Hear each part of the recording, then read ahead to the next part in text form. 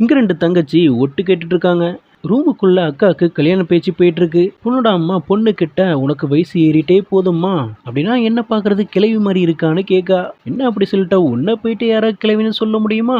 எவ்வளவு கஷ்டப்பட்டு அழகா மெயின்டைன் பண்ணிட்டு இருக்கேன் இப்படி சொன்ன எப்படிமா? அப்படி இல்லடா சொல்லலாம். அம்மாவுக்கு ஒரு பயம், ஒரு வேலை கிழவி ஆயிருவேன்னு. இந்த டைம்ல அண்ணா வந்து என்ன பண்ணிட்டு இருக்கேன்னு கேக்குறாங்க. ஆனா சத்தம் போடாம அமைதியா கேளுங்க, நல்லா காமெடியா போயிட்டு இருக்கு. நான் மாப்பிள்ள பார்க்க வரதா இருந்தா இப்படியே தான் வருவேன், அதுவும் கையில்லாத ட்ரெஸ்ஸை போட்டு வந்தா நிக்க போற? அம்மா நீ ரொம்பவே என்ன அசிங்கப்படுத்துற. அப்பா இது என்னன்னு கேளுங்க.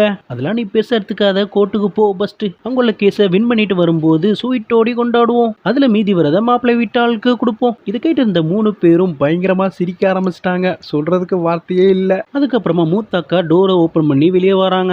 இந்த 3 பேருமே எதுவுமே நடக்காத மாதிரி வெளியே வந்து நிக்க, எல்லாரும் இப்படி நிக்க பதிலா உங்க வேலையை போய் பாருங்க சரின்னு சொல்லிட்டு எல்லாரும் கிளம்ப போறாங்க. இப்பதான் மெயின் காமெடியே இருக்கு. அங்க என்ன தொடச்சிட்டு இருக்க சொல்லு. பார்ட் 2ல மீதி இருக்கு.